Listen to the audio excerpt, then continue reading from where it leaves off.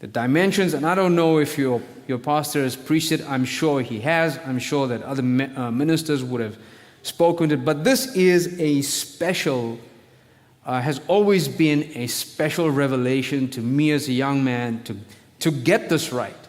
And that's why I want to share it with the young people. I want to make it as real as possible and make us move away from fantasy into what it is exactly. And we would never know these things unless the prophet made many statements. Now, the prophet didn't take a special subject and say, we're going to speak on the dimensions. You just find all these quotes all over the place, right?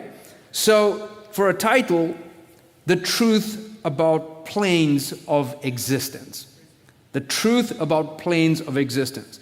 So the reason for that is, if you look at dimensions, they are not places. A dimension, we've been led to think that heaven is a dimension, it's a different place somewhere else, far away. And hell is under the ground, like most Christians believe. Can you believe that? They think hell is under the ground.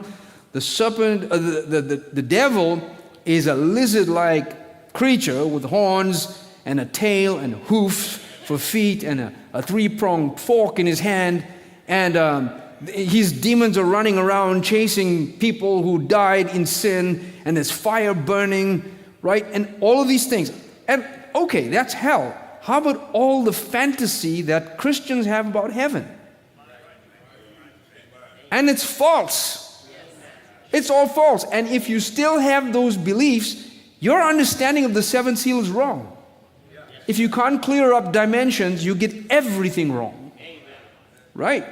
So they are not places. That's the thing. They are not places that are disconnected from each other, that you need to be transported by some supernatural capsule from here to that place. Right? And they are planes of existence that are all connected.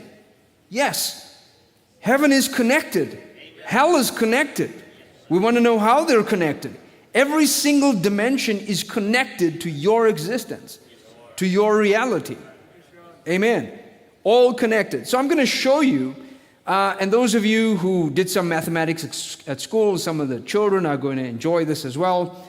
So you've seen this, a cube, and you know this cube has length, breadth, and height. And that's what makes up a cube. So you're looking at a cube, and it's made up of three dimensions. One thing is made up of three dimensions. These are mathematical dimensions, right? And that's easy to see, but are these dimensions disconnected? They're connected. For that thing to exist, you have to have three dimensions connected. And you understand it very well, because if they were not connected, then you who are body, spirit, and soul are something strange. You are one person with three dimensions to you. And you know this, the prophet told you this. Three different dimensions to your existence, to your being. And you have to be, those things connected for the body to even have some kind of meaning. Right? So, heaven, hell, earth, ether are all connected to man.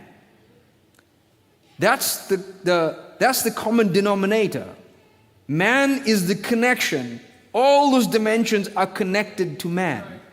They are not places somewhere far off or under the ground. They are dimensions of existence. Amen. So that's the foundation of what our understanding ought to be. Now, bear with me. Maybe some of you, and this is not insulting, maybe some of you come from a Catholic background. Maybe some of you come from a Pentecostal background, Methodist, Lutheran, Episcopalian, whatever it is. Maybe you're from a Hindu background. Maybe you're from Islamic background. And if you read all those religions, all those religious beliefs, all those Christian beliefs, all of them is based on fantasy. Every single last one of them is based on fantasy, which is why the rest of the world, trying to look at what they believe, laugh at everybody because it looks like you're believing in fairy tales. And what do we say? We say, well, you need faith to believe that. You don't even know why you believe that. If you come from there and you still have those beliefs. So if you were in Catholicism, the reason why the doctrines were created, the teachings were created, why purgatory was created by the Catholics, why certain rites and rituals and prayers and baptisms, because they had understandings of heaven and hell that terrified them. That's right. Amen. And those denominations carried it over, and then you come into the message and you still have those. If I ask some of you now to close your eyes and think of God in heaven, you're going to have a picture that you saw in Sunday school, in a book. If I ask you to close your eyes and imagine hell, you immediately have a picture of something which proves that in your mind. And when you hear something, when you sing a song of the resurrection or of heaven, of the rapture or something, your mind is creating images, which is actually fantasy.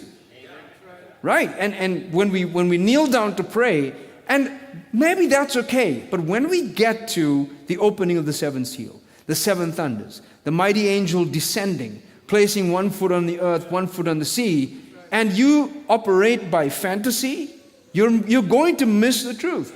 Which is why people cannot see what is happening today. This is why many message believers tragically do not see the opening of the seventh seal, because they don't have dimensions right. They're going to ask you questions. But the cloud, that's just his head. Where is his body? What kind of question is that? Why would you have that question? Because you don't have dimensions correct. And now, where are the dead saints? According to Christ, the dead saints are not dead. They don't need to be resurrected from death into life. They're already alive. We do not hold them back who are asleep. Right? And if you don't have dimensions correct, you're going to mess everything up. And if you mess everything up, it means your faith is tainted. Tainted means it's weak. Which means anybody else who comes with a convincing argument is going to win you over. Because what you're believing is actually a convincing argument. So how about the truth? Amen. The truth about planes of existence.